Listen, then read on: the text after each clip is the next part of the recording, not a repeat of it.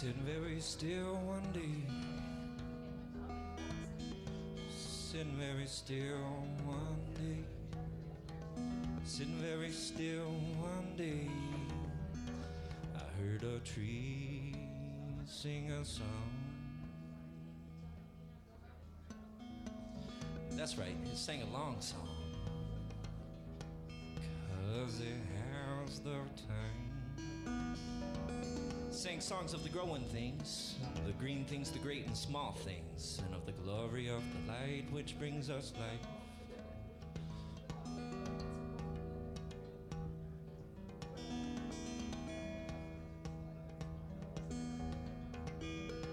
It said we got roots running so very deep that they meet, and I'm here stuck on repeat singing we got roots running so very deep that they meet.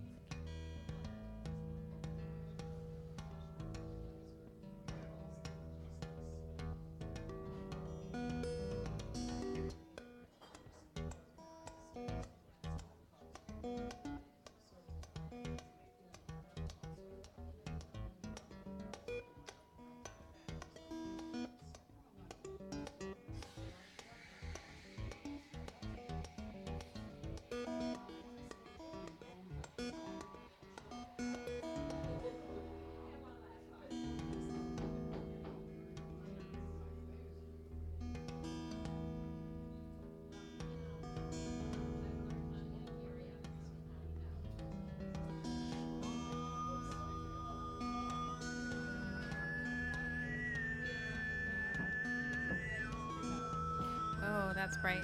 Can it be a little less bright? Can we turn down the lights a little? Okay, great. Thanks.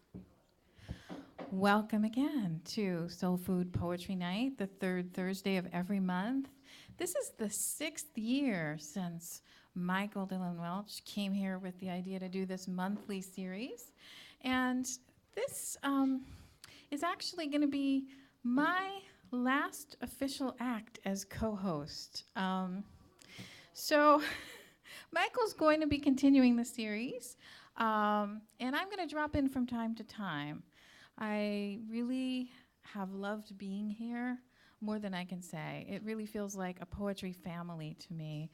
But I had a lot of changes in my life in the last couple years, and have to make a lot of changes in response to those changes. So I'll be moving along, hopefully, into some good things in the future, because it's been a really hard few years. So I just want to say thank you to all of you for letting me co-host this wonderful event.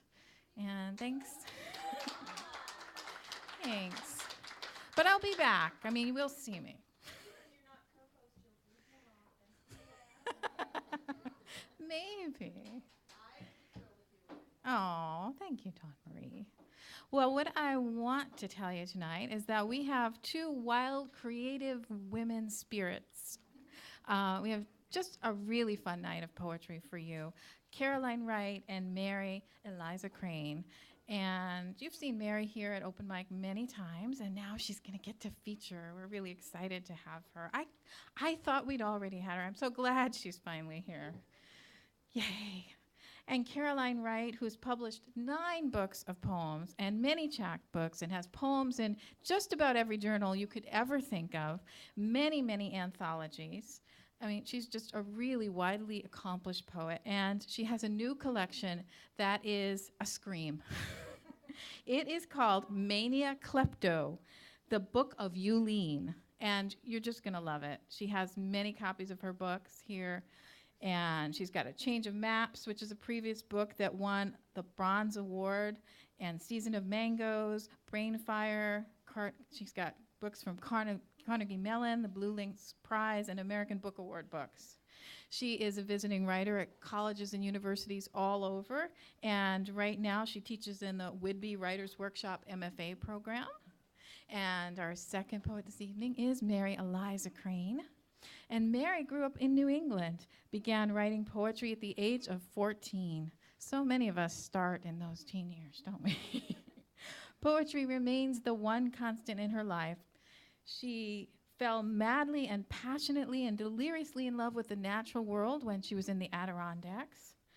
and she is a transplant to the Cascade foothills of the Pacific Northwest. Her voice lives in the understory and fog of the Snoqualmie River. Wow, that's a beautiful line.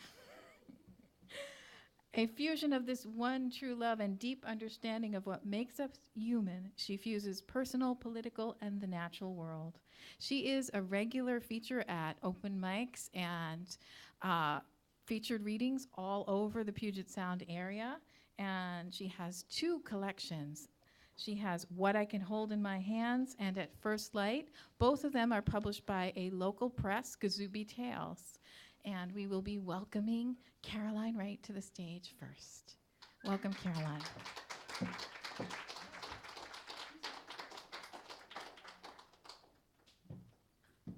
Okay, I just need to get set up here. If there's not a podium, I'm going to use this as my table here. Okay, can I? Does that lower without falling over? Yeah. Okay, can I move it over? Out of the way, sort of. I don't like to eat the mic. Eat the mic. But I'm going to start. I want to thank you all for coming in out of the madness of the malls of Redmond, or whatever it is that's out there. I mean, all I could see really was the road and the rear view lights of people and the oncoming headlights, and then I got here, right?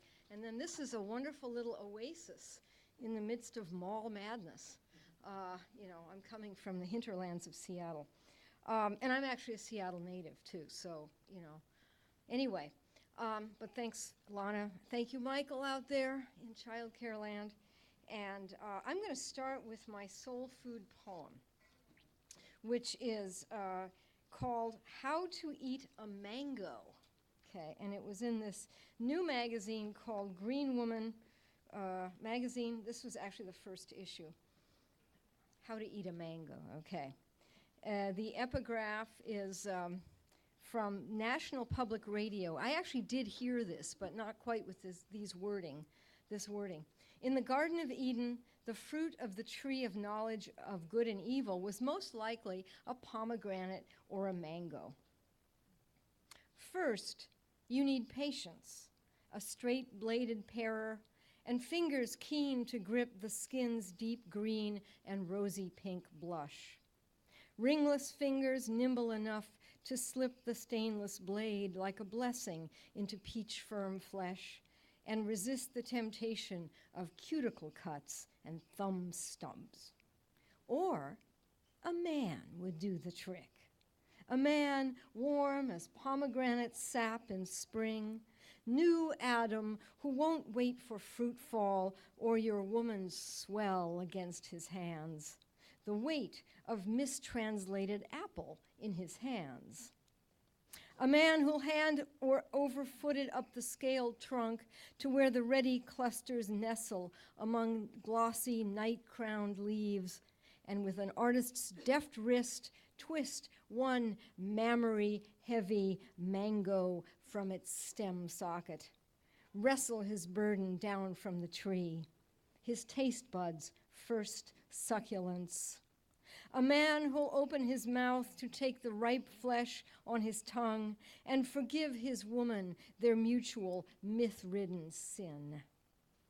A man who's not afraid to share his skin or mingle his juices and go with your flow, your glow, who'll fill your mouth like Persephone's with pomegranate seeds and wash down the mango's tart, sweet meat with green mamba cordial, its logo, a leaf-colored serpent wound round the bottle, electric eyes, a glitter. Thank you. There actually is a green mamba cordial. It's kind of like beer juice. What do they used to call that stuff? Mixture of some kind of alcohol and juice. And they sold it in Miami. We had all these jokes about it. So that's sort of how that poem started. I'm actually going to read another poem that's in this same issue, which it's an abecedarian, if you know what that is. Starts the first letter of the poem. The first word begins with the letter A. The second line, the first word begins with the letter B. What does the last line of the poem, what does the first word begin with? E. Maybe omega, but that's a different alphabet. And then how many lines long is it, right? Okay, all got to pass the test later. It's 26 lines because it's an abecedarian. It's called After the Cancun Summit. And the epigraph was a quotation in the Guardian newspaper of 12 December 2010 by a gentleman named Alden Meyer, who belongs to the Union of Concerned Scientists. The outcome wasn't enough to save the planet. Interesting. Yeah. Okay. Atmospheric conditions over the greater global metropole indicate power brownouts from sunrise all day until the hormone-heavy cows come home. Such solar overdrive, it dwarfs our efforts to maintain an elegant pretense before the assembled heads of state that fire won't consume the last few sticks of old growth forest and leave this planet a bare beach ball from hell.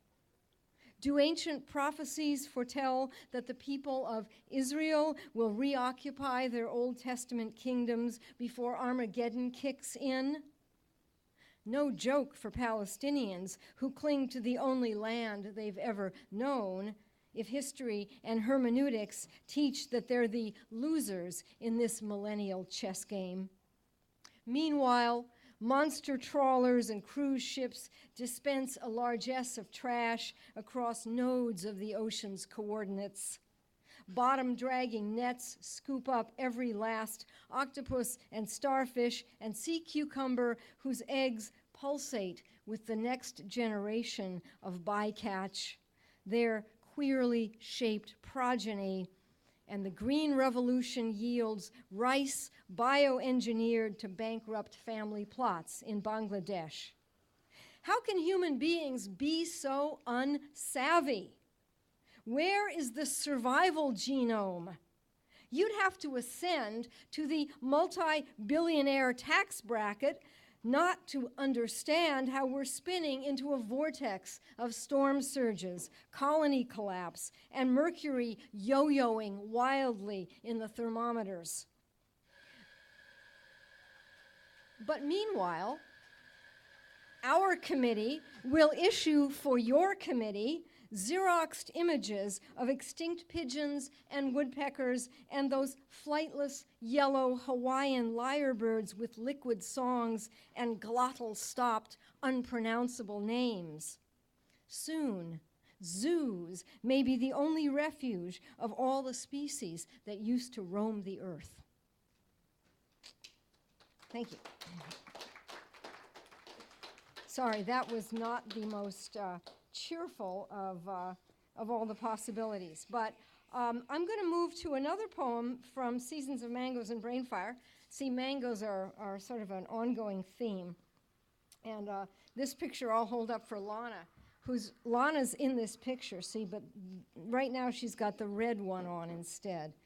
Yeah, this is Billie Holiday Goes to Brazil. I'm going to read the other poem that I was contemplating for the SoulFood poem, which was one that involved a sort of a different menu than mangoes. It's called The Peace Corps Volunteer Comes Home. This is a Peace Corps volunteer who has been in Brazil. People think, they've always asked me when they see this book or read this poem, they say, so when were you in the Peace Corps? Well, I wasn't, but I knew a lot of people in the, as we said in Spanish, el cuerpo de paseo. Paseo means to stroll around, right? It was a joke. The Peace Corps has done a lot of good work. The Peace Corps volunteer comes home. Oh, did you all know of the soccer player, football player named Pelé? Yeah, okay, he's mentioned in here, okay. Carrying the Kodak prints she sent, her parents meet her at the depot.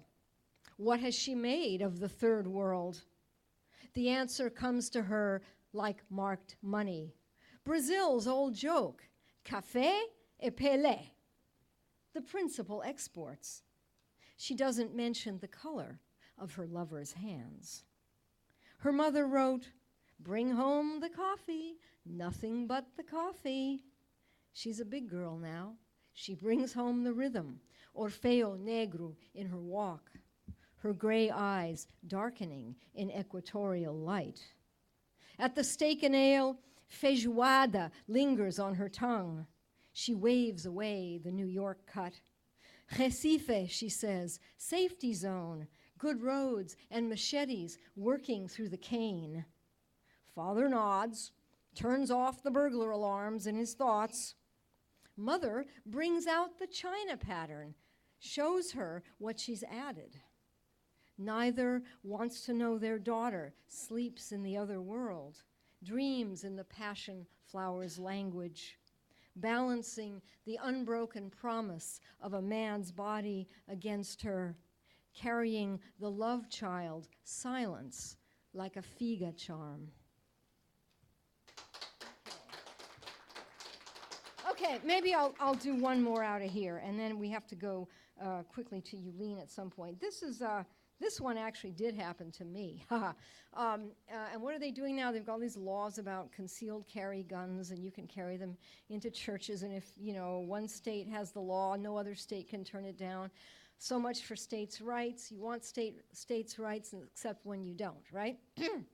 This is called survivalist, right? I had a boyfriend once, one of those bad boyfriends, right? And he was a nice guy. He used to bag brown rice at the food co-op on Saturday morning. But then at one point I had to get something out of his closet for him. And back in the back of his closet was all these guns, all these long rifles. And it was like, what? He said, well, my father gave them to me. I mean, he just likes to do a lot of target practice or whatever. And I thought, that's an awful lot of guns for one target. But anyway, one night I was out. I think I was involved with a theater production, and I came back from rehearsal, and I was about to hop merrily in bed next to my boyfriend, and I pulled back the covers, and what was lying there but a rifle in bed with him? I mean, not only if I had jumped on it, if it had gone off, I don't know whether the safety catch was on, but I didn't ask. That was the last time. I just kind of turned around and I went the other way after flipping the light on and saying, what the hell is going on here? I mean, you could have blown your own head off, buddy. Anyway, I heard he ended up working for the Defense Department. Anyway, it was very appropriate. I hope he didn't walk around the Defense Department with that gun. He would have shot Dick Cheney in the face. Okay, survivalist. The rifle's beside you like a lover when I crawl into bed. The barrel gleams in the dark, an acceptable emotion. Boxes of ammo shells by the nightstand are unconditional terms for love. You say your aim's not calculated, not a bargain struck with a father training his misaligned sights on you, cocking the hammer of his numbered days. But your personal myth, the basement stocked with survival rations for a world you swear you're not a child of. Every catalog you open subtracts early death like a row of bull's eyes from its discount price. I flip the light switch on.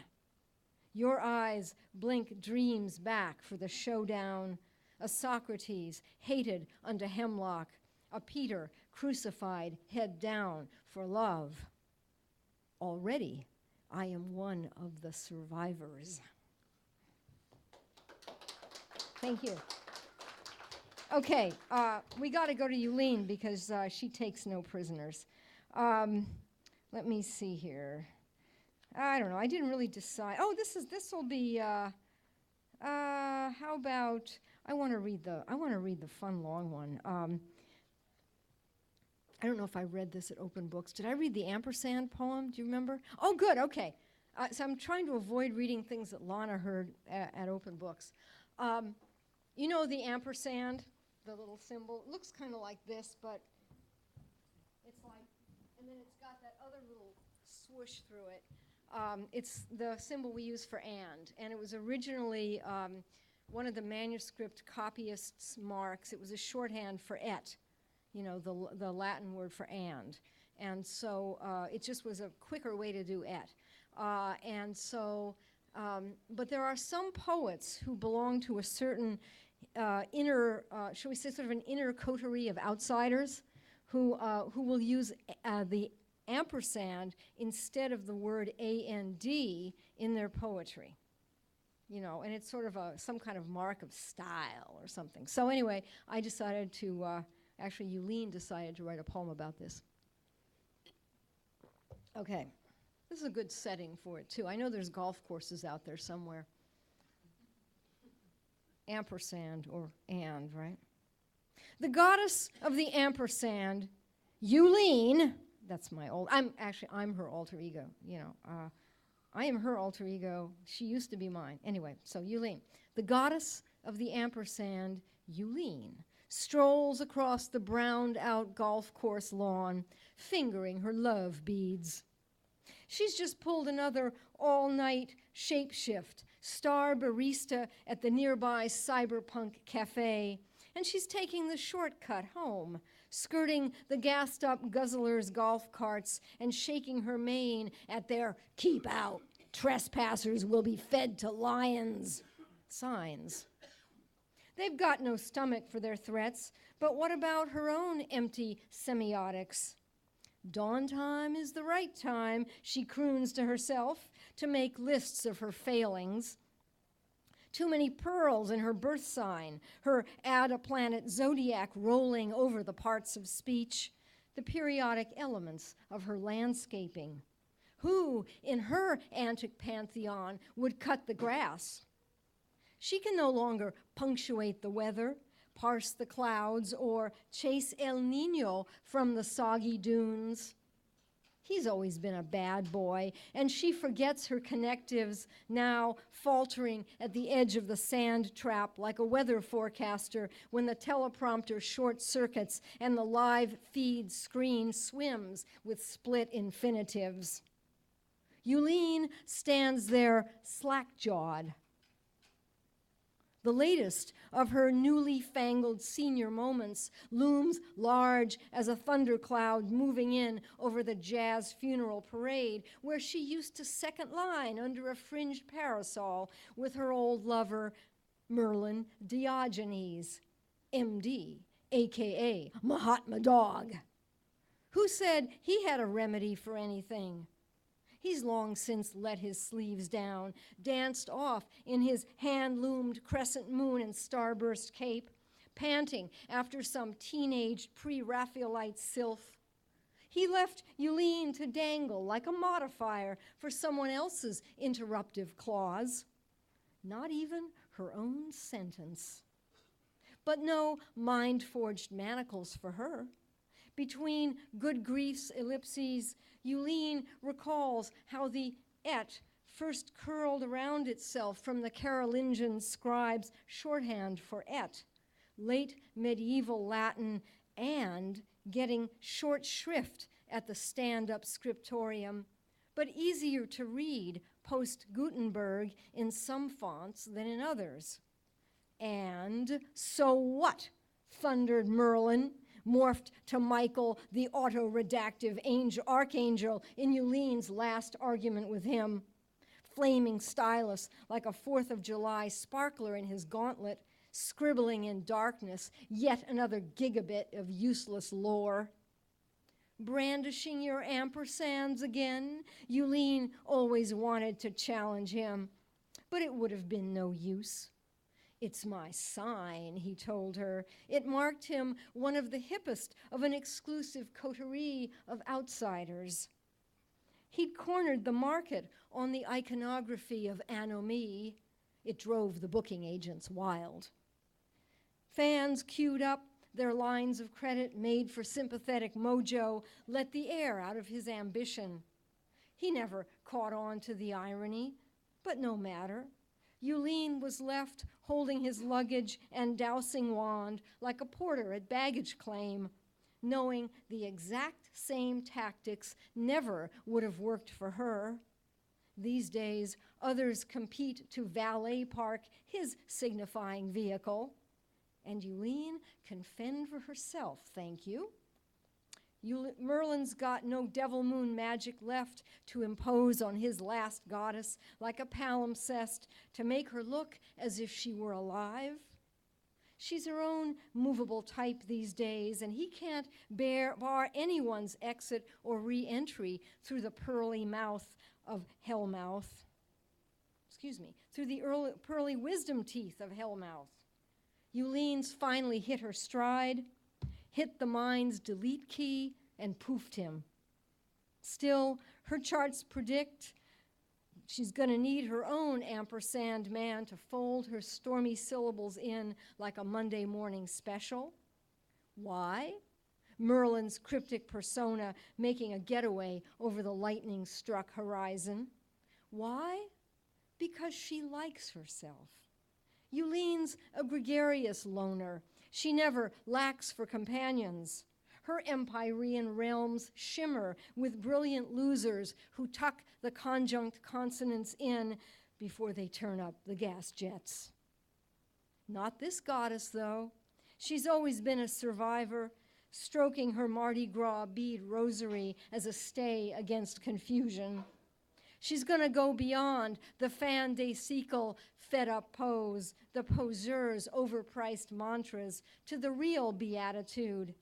Even if the mind's walls are closing in, the conjunctions come unstrung like unspelled pretensions, and Merlin's still entwined with everything she does, like a calligraphic lion lifted from minuscule and propped up on this green sward, blocking her path with his efflorescent snarl, and at the same time, showing her the way.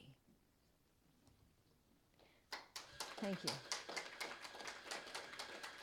Okay, I'm going to read one more, and then I'm going to turn it over to Mary. Eulene declares. Eulene will declare in just a minute. This is actually the last poem in the book, and it was the last one written. It was written in Temuco, Chile, 3 years ago, and I wrote it first in Spanish because I was traveling in Chile that month with my friend Eugenia Toledo, poet, Seattle-based Chilean poet Eugenia Toledo, who was originally going to read here with me tonight, but she had to go back to Chile to settle her late father's estate. So she's going to be there for a time. In any case, this poem called Eulene Declares, or Eulene Declara, I wrote it actually first in Spanish because we were in Temuco, which is the hometown of the poet Pablo Neruda.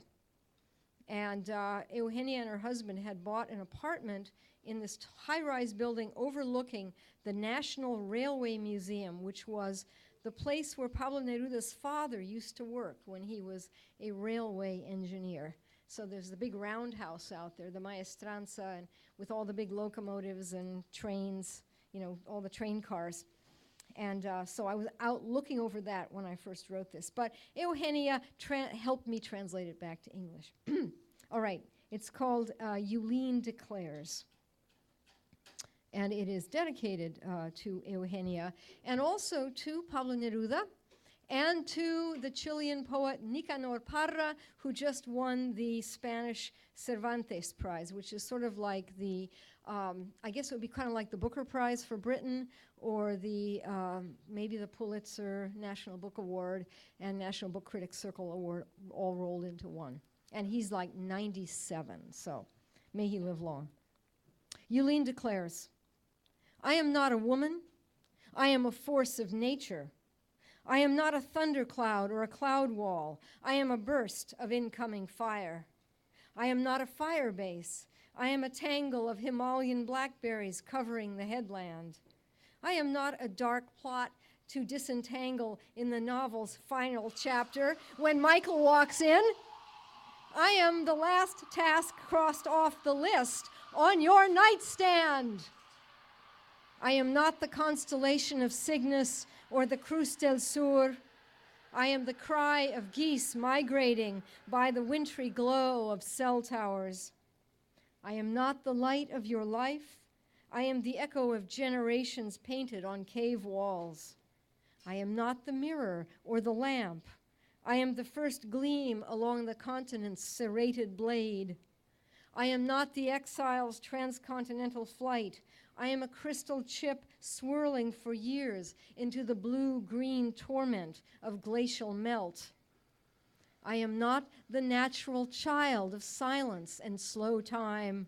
I am the lost offspring of a tilting shelf, a miscellany of obstreperous bells. I am not a whim of weather or the vicissitudes of birth. I am a woman, straight and strong. I am not a force of nature. I am a woman. And that's what Yulene is. So, thank you very much. Thank you, Lana. Thank you, Michael.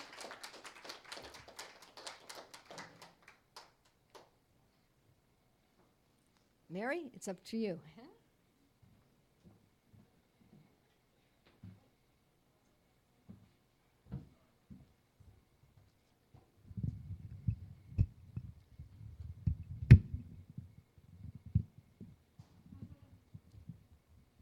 Okay. All right.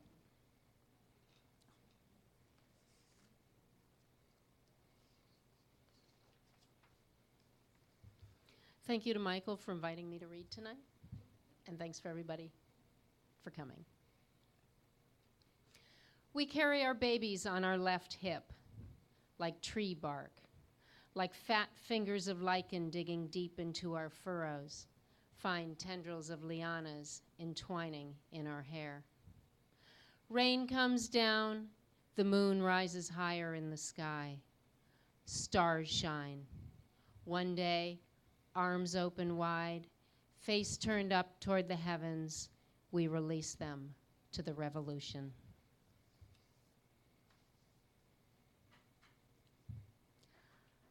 Underneath a gray and murky sky, in cloudy waters silted by the rain, humpback salmon burrow into river rock and drop their seed.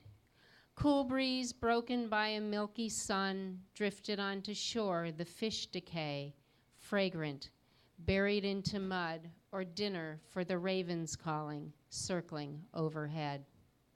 Rebellion spawns on cobbled stones in cities everywhere. Loving, angry youth well up a current through a world in tatters, open arms and echoes, resounding each small voice together one, in every shade and creed, why the river and resistance matters. This one's called Civil Disobedience, and I wrote it for my friend Elliot. Just a quick note to tell you how bright the stars are on a dark night, a day away from the moon. A scent of wood smoke and clear, cold air. At the end of a day, you didn't go to jail. To let you know pink light rising in the east reflects off golden maple while you still stand on trial. Delayed another day and then you speak with clarity that holds the judge's eye. Forever wedded to a land across the globe, you blocked the sidewalk. You waken to the dark night with a scream. You do not know if it is you or she. You hit the dirt. Hard breath pounding in your lungs. Strong, stealthy young man with a gun. You part the brush. A woman and a baby in a paddy. Her field, your free fire zone of suspected enemy activity. Double check, might she be a threat?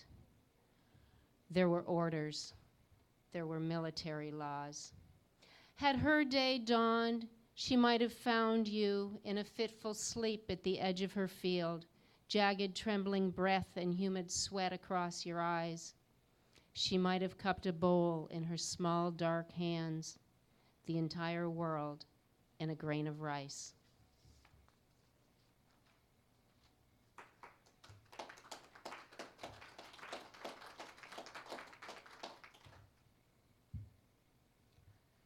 She was the moody one who wandered off to talk to rocks, her pockets filled with precious agate.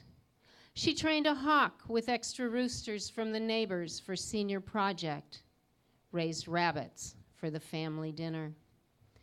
We taught our own kids.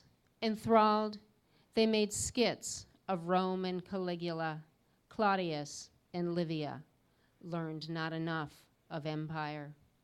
We stood opposed through 7 Februaries in a small-town Tuesday dark frost fog, while our nation bled its soul and bled again. Just a mother with a farmer and a plumber, a union man and veteran. We stood vigil while the children in a world at war were soon no longer children. In 78 months on that corner, we befriended strangers' sons and daughters, talked of peace and boys and poverty, of other means on how to leave an 8-block town. But missed this one with good grades, 2 parents and half a cow, who drank the milk and traded board for farming chores. This one who rode in my car, ate lunch in my kitchen, whose deep abiding love for the beating pulse of living beings made me wish she were my own. But aloof, her dark moods like a changing tide, my daughter too left her behind. Want for adventure has brought her to the stark hills of Afghanistan. Fear for this child is the raw lust of an unrequited maternal instinct. There is nothing to offer but paltry words for protection on the other side of now. There are no unwounded soldiers. There are no unwounded soldiers.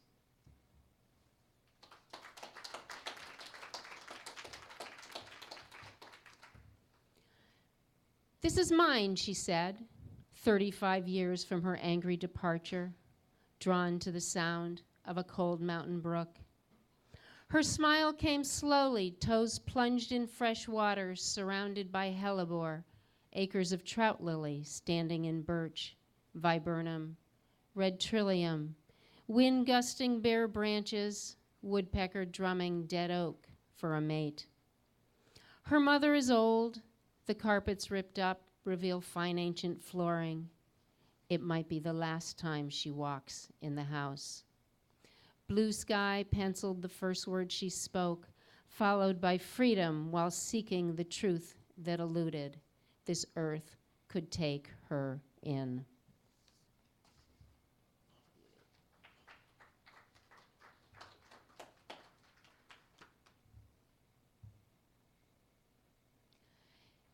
Even the light of the moon on the snow takes me back.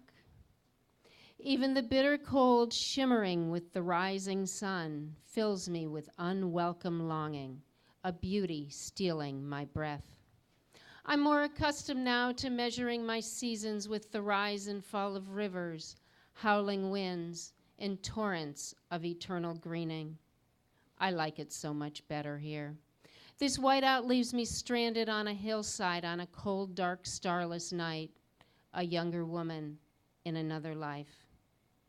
Saturday, my mother had 3 strokes. Monday, she thought she ought to tell someone she was in the hospital, so she called my older sister. Tuesday, I spent on the phone with 4 siblings who, just like me, left once and never moved back, as if we didn't actually need one another, possessed by a self-sufficiency equal parts blessing and curse. I booked a flight that night for surgery that didn't happen, so I stayed here. Then came the improbable snow. Why did every bad memory from the Berkshires happen in winter? Every shame and pain, every white viscous wall of loneliness when all I ever wanted was to be held against the cold? It was easy to never look back. 30 years later, why does it beckon and call itself home?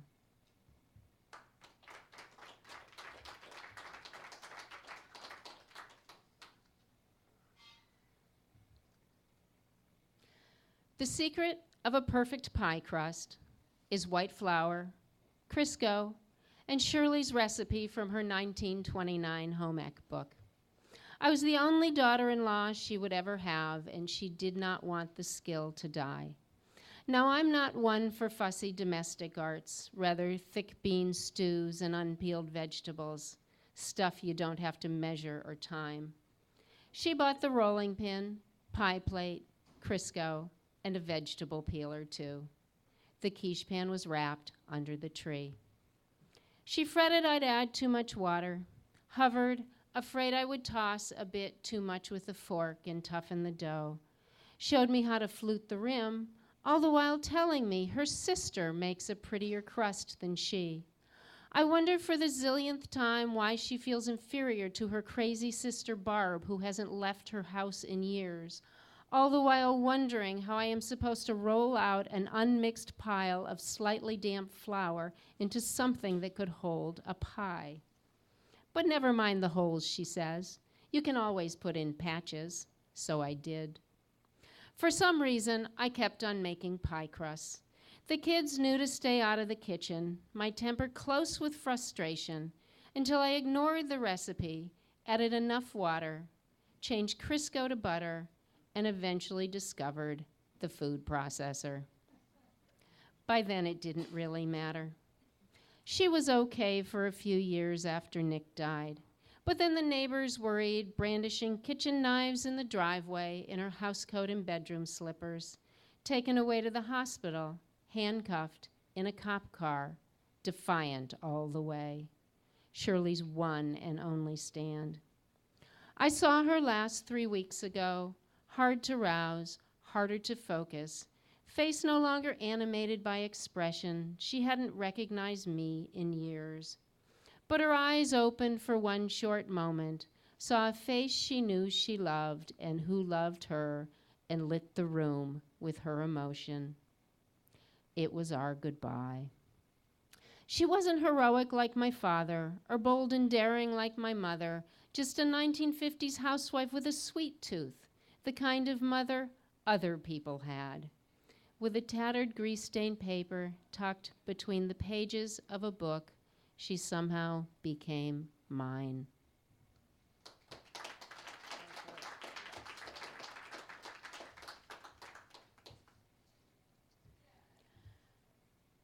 In the other love story, we kept our boots on. He held my hand as we stumbled forward barefoot in the dark, up the hill and tumbled down into the weeds with fading stars. Early light coyote song with a view above the town. As I lie there in shock, he said goodbye. Afternoon on River Rock, water rushing past.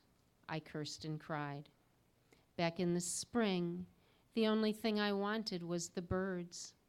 We met on Saturdays beneath a cedar tree, hidden in a thicket on a rise at the juncture of the path. Life was hard for both of us. We didn't always talk. Early mornings naked in the dirt. He smelled my hair. The frosty air was cold. We thought perhaps we'd be together when we're old.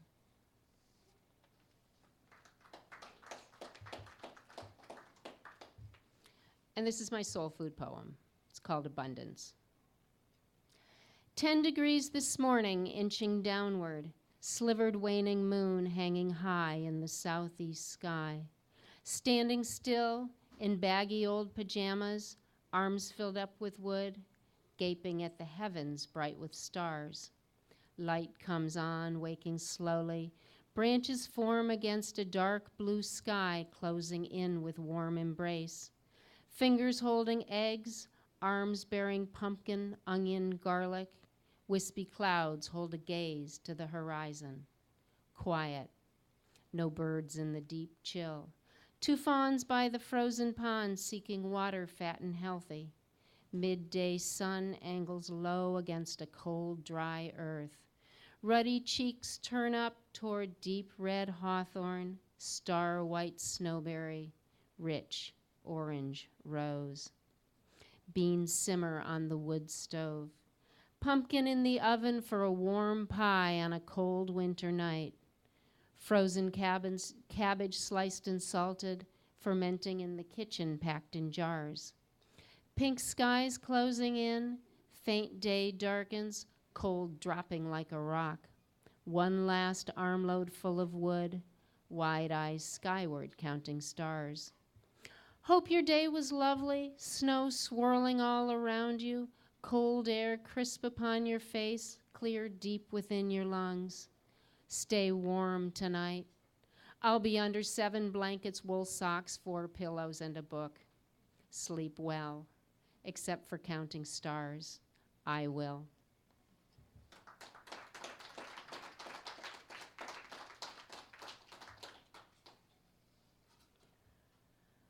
I buried my father down by the river, chill winter morning, stilled by my grief.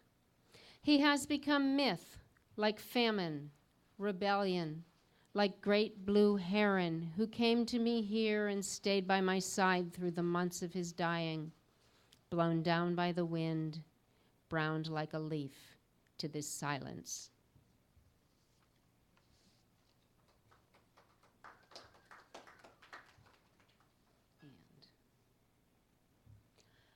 At first light, birds still sing, taken in by every possibility, a sudden sharp and quickened breath. The news reads of plumes of oil spewing underneath the sea, and baby coral respond to sound. There is no cure for love or for the world.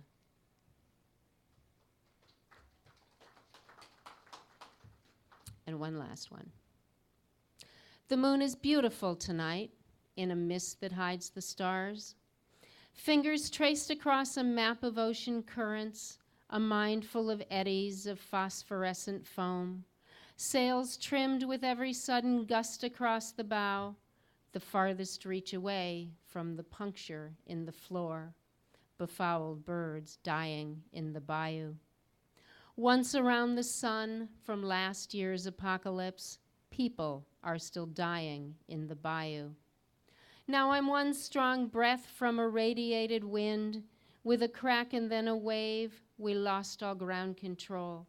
Inconceivable catastrophe unfolds across the sea, rains down upon a people more cursed by history than I. I'm just dancing with the poets who sing and curse and cry, naked orgiastic frenzy, drunken blind in love, praying for the miracle that isn't going to come. The moon is beautiful, just beautiful tonight. Thank you.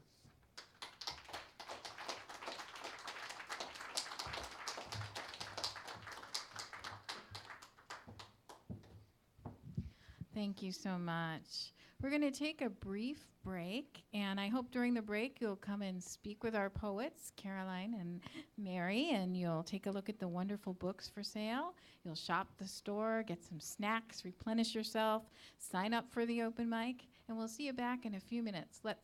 Michael has an announcement. Come on up. Thank you. I'm sorry I couldn't be here at the beginning while I was looking after my kids. We have a special practice for my daughter's dance school, so I couldn't be here. I'm sorry to have missed the beginning of this. I did want to announce that, let me tell you something else. In the spring of 2006 is when SoulFood opened, and I came in here and I knew they were moving to this location and they were remodeling and so on. And when I came here, I immediately thought, when I saw this stage, that this was a perfect place for a poetry series. And so I talked with Sarah and Clint, and we arranged it, and we started this SoulFood Poetry Night in July of 2006. So we've been going for 5.5 years now. And in that journey, Lana was the first person I thought of to help run this series. And I'm very grateful for her years of service doing this. And tonight is Lana's last official night. And she told you this, right? Okay. All right, I didn't know if she told you this, but now we all know. Now I know. And I did want to say something about that, because it has been a wonderful 5.5 years of orchestrating poets together and running the open mic and building a community and enjoying the surroundings of Soul Food Books, and I'm extremely grateful for Lana for all of her contributions. So thank you, Lana.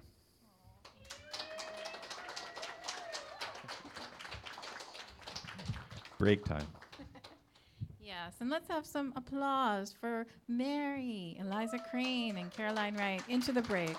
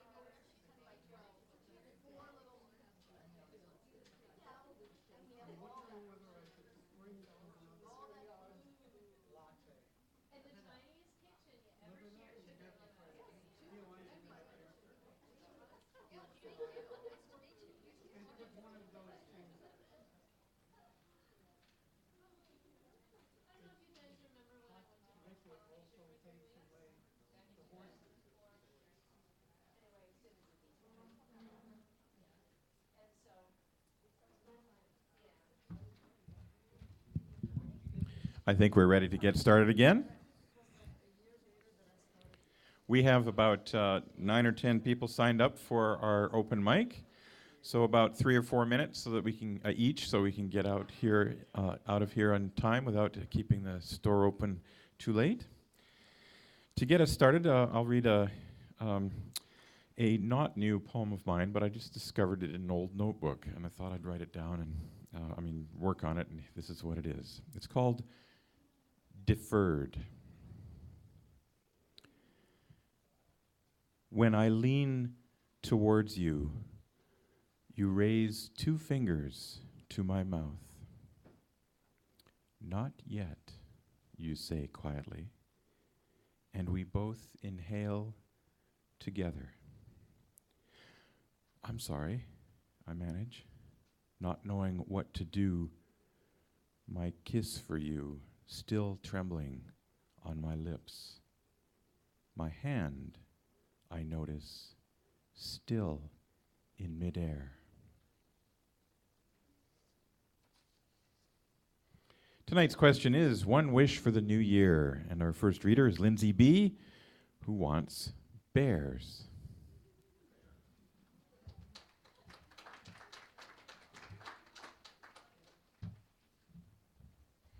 Hi, my name's Lindsay. I have a few short poems, so I think that should work out. Can you hear me okay? I don't want to bring it too close. I don't want to make weird noises. Alright. So, this first poem is one of the first poems I ever wrote, and it was about a traumatizing encounter. It's called Short Skirt. O lady of prosaic debauché, I think you forgot to put pants on for this day. What's this? A skirt? But I see your butt. If clothing it is, it's a tut highly cut. Though smart-looking men this style may engross, it's a bit ostentatious when children are close. Their mothers must cover their eyes when you pass. The Lord God himself is alarmed with such crass. Just do me a favor, I don't ask for much. It's true that with beau monde I don't have the touch. To your right of choice in chic I defer, but do me a favor and don't bend over.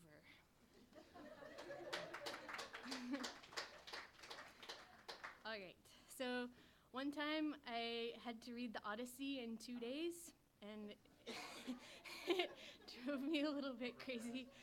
I wasn't procrastinating, no. So at the end, when Odysseus decides to go off on another quest, kind of made me really mad.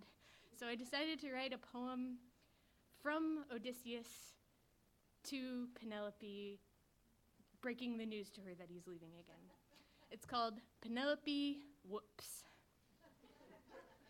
For 20 years you suffered, your life an endless hardship, wasting away the nights, weeping away the etc. Penelope, I have to go on a super important quest. Our love was fated by the deathless gods to be long distanced. I battled sporadically to return from Troy, but was repeatedly shanked by a soggy deus. Incidentally, I hastened our gay son to maturity by inciting him to lynch your homemaids. Our bed is really cool. Do you know it's made of tree? For your love, I was not excessively appreciative of the sex from Calypso or Circe. I did not have sex with Helen, though she is a dazzling beauty abloom with STDs. Penelope, we did not wake you to hear the gurgly shrieks issuing from your suitors' cracked skulls. For you, we fumigated the house.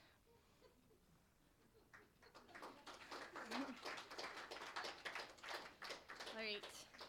And then I had this sort of to-do list about poems that I should write, and I decided to just make it a poem of titles of poems I should write. So this is called Poems I'm Going to Write and Submit to the New Yorker. Poem that I spilled a soda on but can still kind of read. Poem that isn't just about porn but is porn. Shall I compare thee to a summative datum? How to communicate diseases through a public pool. On the phenomenology of self, my colon and its relevance to global politics. I love you, here is a gold star. Collage of words obscured by chocolate fingerprints in my copy of Aristotle's Poetics. Excerpts from your secret diary, which is now mine. Census on the Tropical Pokemon of Japan. Poem delineating multiple dimensions of time that exists in a dimension we can't perceive. Dissertation on American imperial brutality as sung by Jewel. This poem is reading your thoughts, but it approves. Lullabies for your kidney stone. Poem about beach sex with sand glued over all of the dirty words. I am a better writer than Shakespeare. Poem about being in a helicopter, which goes in a couple of circles and then vomits on itself. Grandma called to say the elevator doesn't smell bad anymore. And do not make paper birds out of this. I want it back. Thank you.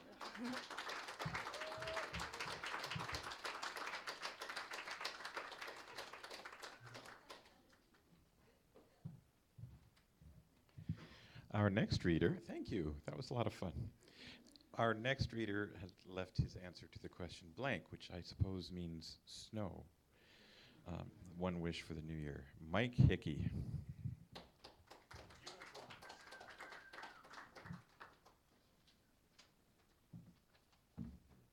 You'll have to forgive me, I want a unicorn for the new year. Remember that. Yes! All right. I only have one, wrote it yesterday. About that long winter night, Christmas, Yule, whatever you want to call it. We shop beneath electric lights. This is our modern quest for our modern winter night. But think you back to days of old, to unlit darkness and unbroken frozen cold, when every heart knew fear and every belly hunger, when deeply cut the sacrifice that elder made to younger, when willing pain and suffered price was more than love's mere spice, when warmth of yellow Yuletide hearth became salvation of the heart, 'gainst howling winds, the call of Odin's wild ride, 'gainst dark foretellings, which starvation did betide. So embrace you now your kith and kin, unfurl that force of love within, recall that strong unfettered light, and recall the timeless quest of winter's darkest night.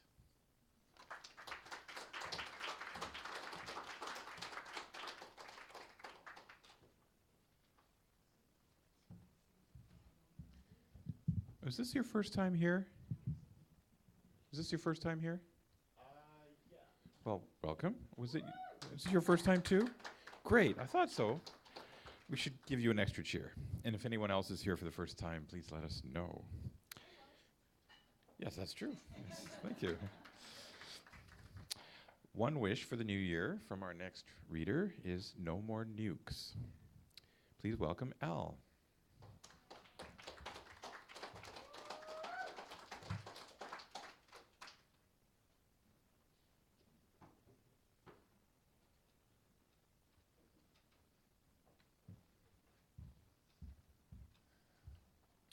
Yeah, after working 7 years in a nuclear installation, our largest military nuclear installation is just north of Bremerton.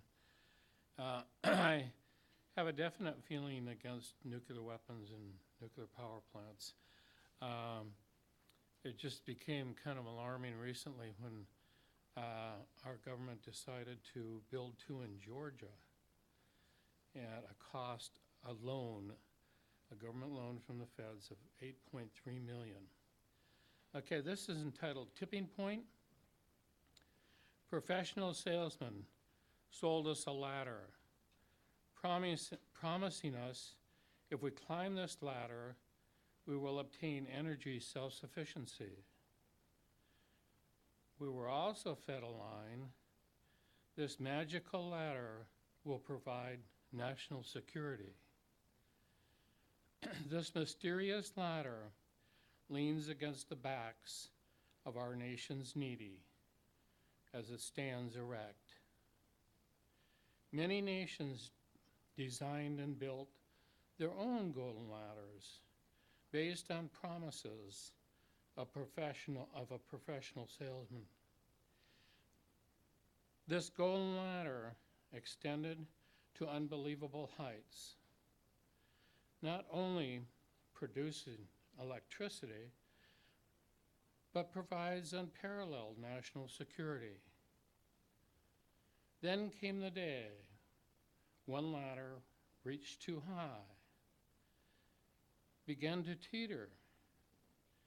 Passing its tipping point, it began falling backwards, devastating those at Chernobyl. The salesman pushed on, promising increased stability from lessons learned or unlearned. 25 years later, a second ladder, also passing its tipping point, begins to teeter, falling backward, devastating unknown thousands of Fukushima. 2 international warnings, Chernobyl, April 1986, resulting in over 140,000 cancer-related deaths. Fukushima, April 2011, untold deaths and irreversible radioactive disabilities. Still, the salesmen sell their golden ladders. To fools who silently ignore the facts, all these golden ladders have their individual tipping points, as does our world. How much nuclear radiation can our heavens and our oceans hold before they too self-destruct? The time to stop buying these golden, deadly ladders is now. I have one more here that I wrote just a few months ago. It's called Love's Voice, and what stimulated this was had a fabulous vacation this summer. My wife and I went back and spent a couple weeks with my brother and his partner back in Minneapolis. And hadn't been back there in about 10 years, and we had a really neat time together. It's called Love's Voice. Love's voice has no boundaries. When love's gentle voice whispers to our hearts, it does not say, I can't love you because you are my same sex. Nor does it say it's wrong to love you because your skin tone does not match mine. When love's gentle voice whispers to our hearts, it has no concern as to what society may think. When love's gentle voice whispers to our hearts, it crosses man-made religious taboos. When love's gentle voice whispers to our hearts, it does not say, Mom and Dad will not approve. It is humankind who complicates love. These hesitations, restrictions to love's natural flow are human-made, not God-generated. Love's voice, God's love, whispering to our hearts, has no boundaries, no fences, no borders. Thank you.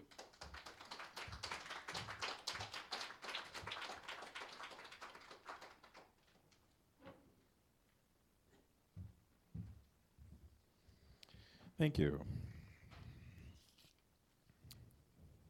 Something my daughter said. My daughter says that for Christmas, she wants to make a ninja bread house. My daughter Sarah says that Christmas is her favorite holiday. Our next reader wishes for sunny days for everybody, Peggy Barnett.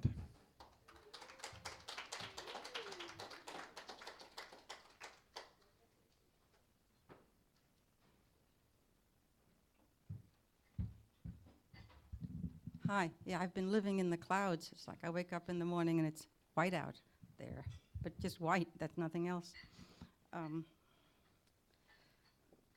These first 2 poems, well, they're both in 2 parts, and I call them kind of my down-the-block poems, and that's where they take place. The first one is called Potholes, and it's followed by a poem called Ginger Snap. So they work together. My car bounces into the many huge potholes in the gravel road down our street. The wheel and my head jerk back and forth. These holes are getting bigger and more numerous. They are in the front of the wooden house of the man who's supposed to fill them. But he just put his wife into a deeper hole. He believes she will rise again. All I want is for these miserable potholes to be filled. I'm not asking for a miracle. Ginger snap. I was jogging down the road when her dog bit me in the butt. A collie with an undifferentiated protective streak. Ginger was nonetheless adored by her mistress. Her husband volunteered to have the dog put down. I had the distinct feeling that he, fed up with the biting canine, wanted me to say yes. But I just couldn't do it. I just couldn't do that to her owner. When she died, he kept the dog.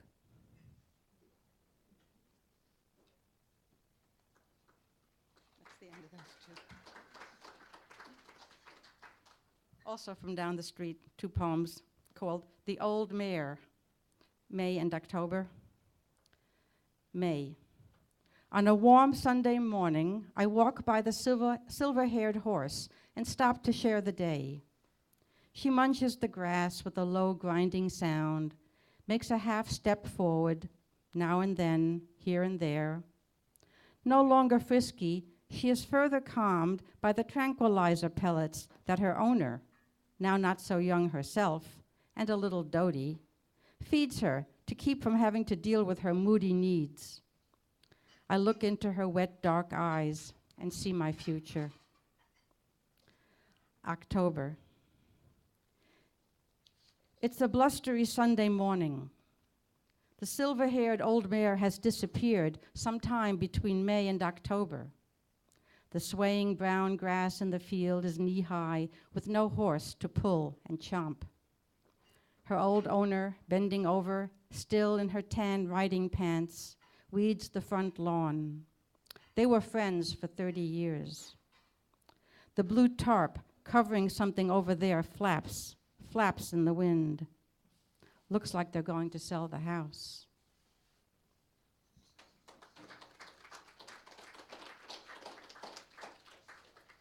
And this poem, I guess this poem's just about getting older. It's called They're Dropping Like Flies. They're dropping like flies around here. There are 3 on the slider rail of the living room window, legs up. They're behind the heart-shaped pothos leaves on the floor in the corner. 6 are on the mudroom mat behind the yet-dry winter shoes. I used to find one or two every 5 years or so, then one every 2 years. Now they're everywhere I turn, black bodies, bluish shells reflecting the sky. First, the flies were outside. Then they got in, found the front door, I guess. They bump against the glass of the windows in the kitchen, trying to get out. Bump, bump, bump, bzz, bzz, and bump. The glass is a trap. Looking out, one can see the world, alive, growing, resilient, energy with a future. But they'll never get out now. Behind the window, here in the corner, behind the rocking chair, another fly just dropped.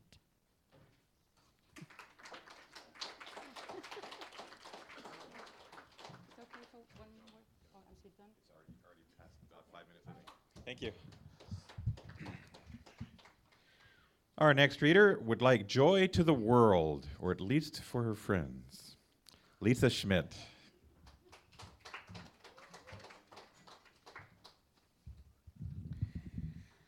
I have 2 short poems, and the first is called Positioning. On a rooftop near midnight, in unforgiving black and white, after sugar, before salt, until wind no longer opens its mouth. Above the pond, outside her likeness, through a rain of stars thrown back, undressed, shivering, she waits. And the other's called Blue Butterfly. Silken by the creek, a buttercup magnified the sun's melting warmth overflowing its open hand. Spillage eddied between the ridges of my fingertips before I licked them clean and kissed my print into clouds, gathering my breath against the blue.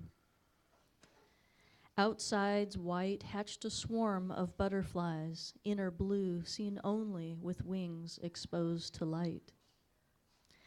Then I closed my fist around the buttercup and closed my mouth around my dry tongue, losing to the wind the whisper of my lobed wings, hushing the pulse of my counterpoint to rocks beneath the water, until the coolness of summer mud took my breath away.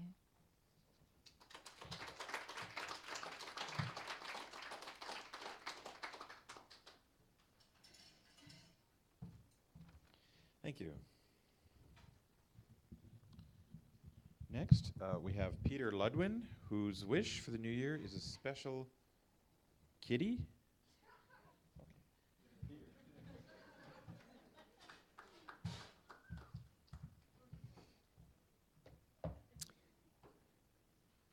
Where are we here?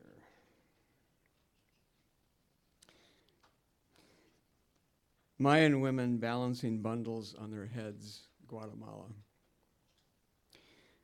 You would see them along the highland roads or gracing Calle Santander and Panajachel. Movements like blue water, clouds you could gather up. You thought of earth, of bark and honeycomb, volcanic dreams suddenly seeded with ash. How the dyes of their clothing beckoned to the sluggish stream, calcifying your bones. How it quickened, then flooded the fields with silt.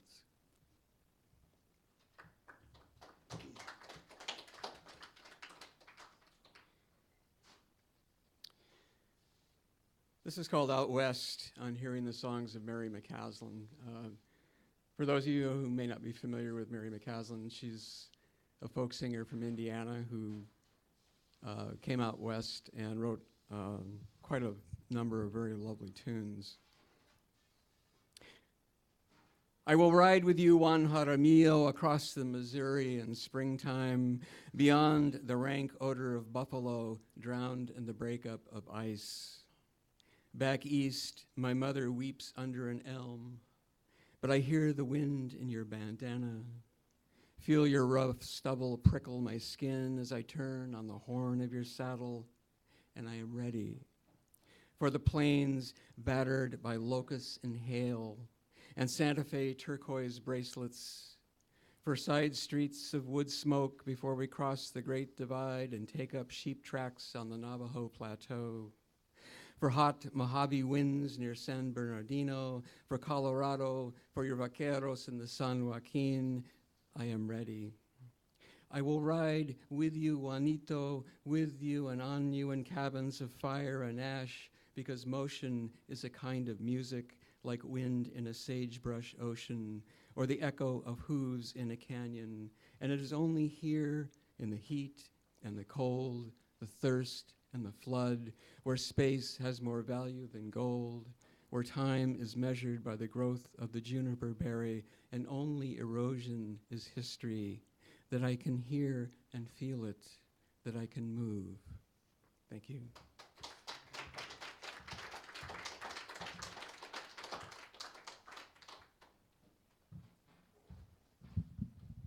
Thank you, Peter. Next, we have Ken Osborne, who wishes to pass his driving test again. Ken Osborne.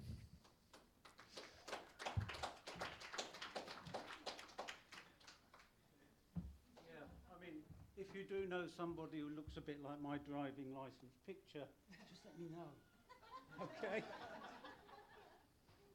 When I first came, I thought I'd read a few poems about Christmas. So I'll read a few poems about Christmas.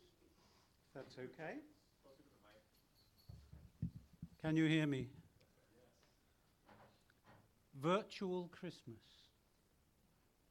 Put on the helmet and gloves. Connect.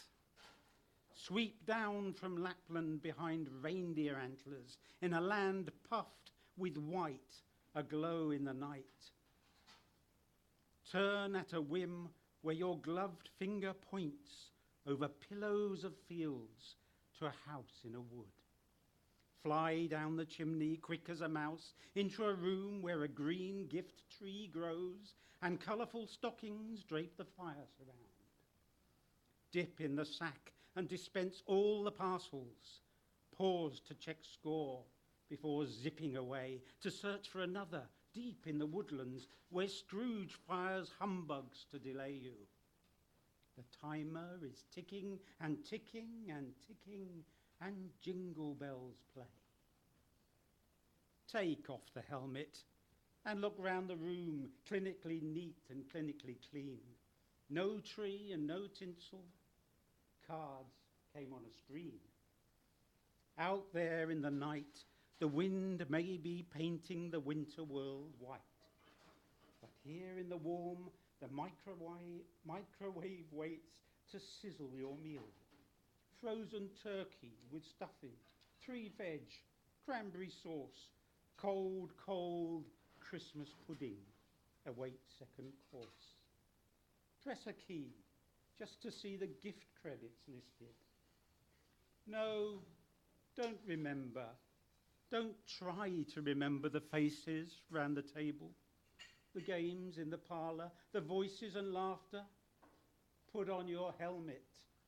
Point the gloved finger. Did you hear that?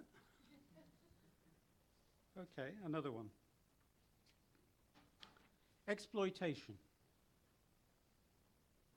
I will catch you under the mistletoe with lips that ring bells, the chant of carols down the shopping malls. Break midwinter's chill with stars and baubles chased through space by kings, grasping their pretty parcels, willing us to spend. Let me swaddle you, nurture you with wine, crown you with sharp holly, deep in my soft settee, under the fir. I have paid my druids, posted my cards, gifted my presents, written to Santa. I am ready for you. Unwrap yourself. Relax. And this little one. Thank you. And this little one. It's just called Christmas. If never falls the Christmas snow, nor swells the robin's breast to go a-carolling, if never flies the Christmas light in shimmering dance around the spruce, so fine appareling, if on the day the table stood undressed of turkey, wine and pud, nor crackers snap, nor candles flare, it would not be too much to bear if you were there, if you were there. Okay. Can I do a very short one? Am I finished? Very quick one, just called cafeteria. A coven of old ladies sip tea, chanting magic shopping spells.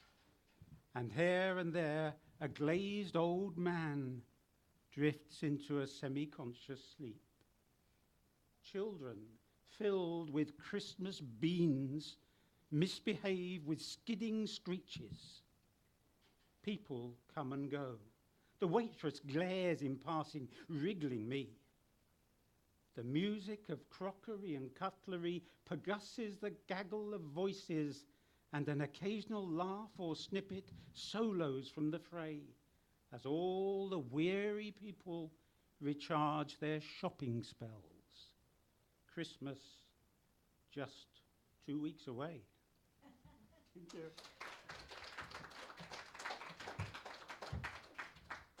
Everyone finished their Christmas shopping yet? Oh, yes.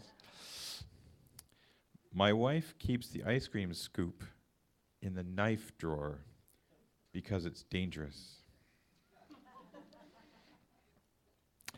Thomas says the dinosaurs died off because they talk too much, like mommy. My daughter Sarah tells me what kind of vehicle cows drive. Mopeds. She's 5. Sarah says the sky is blue because it's trying to be beautiful. Next up, we have Hank Lefferts, who wishes to stay alive.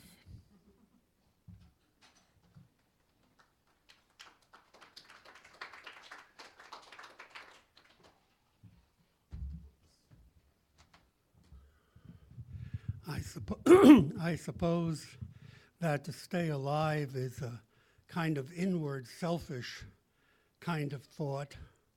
On the other hand, what would happen to all my altruistic ideas if I should somehow turn up dead? Since we're running short of time, I thought I'd recite the shortest poem I'd ever written. It consists of only 6 words, and it's called You and Time. Tick-tock, tick-tock, tick-tock. Born. Tick-tock, tick-tock, tick-tock. Did something. Tick-tock, tick-tock, tick-tock. Died. Tick-tock, tick-tock, tick-tock.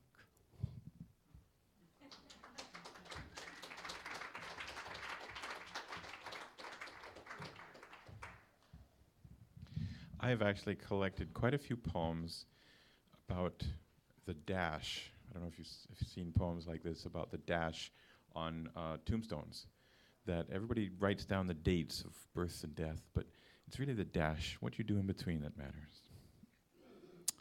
Our last open mic reader would like to maintain a job and his GPA, or is this her? I'm not sure. D. Watson. Her. D. Watson.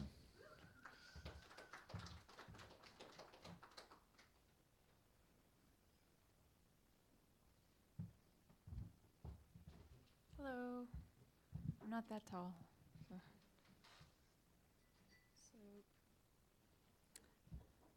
All right. So I have 2. One's very, very, very short.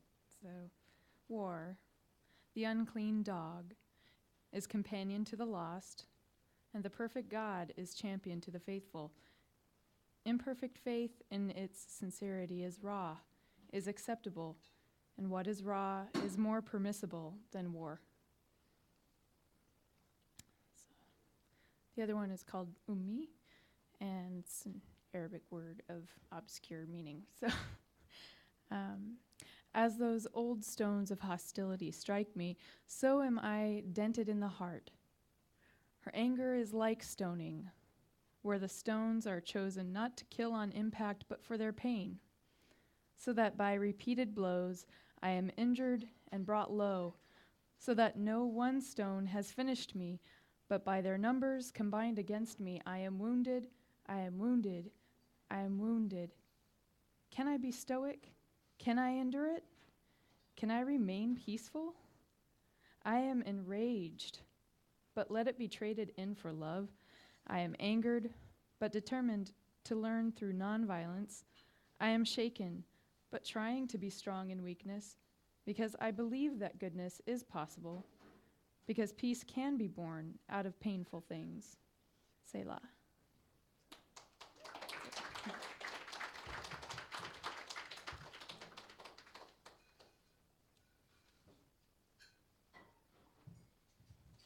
Well, thank you to everyone who read for our open mic, and one more round of applause for Mary Crane and Carolyn Wright. Thank you.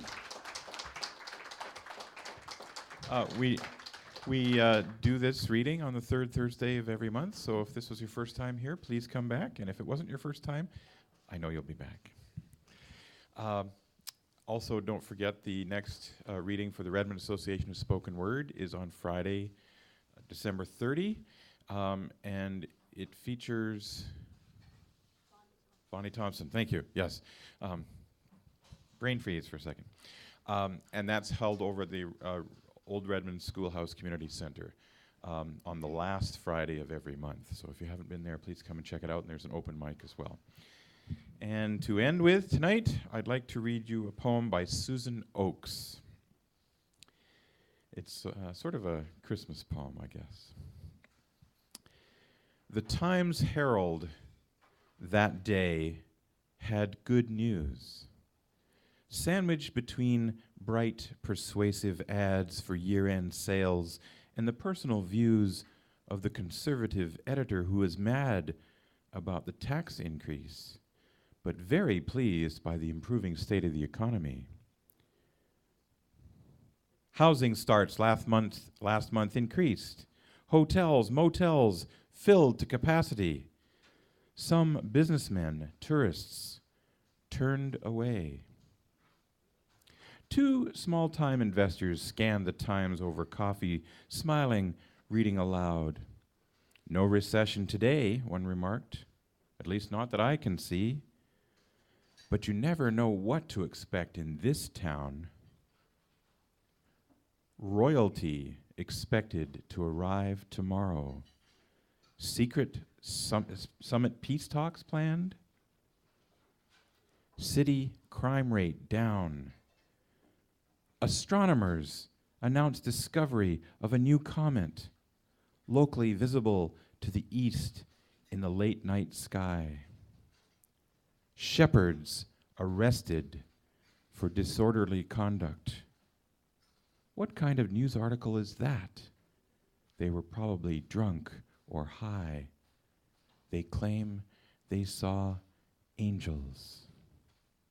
They're out of their minds. Good night.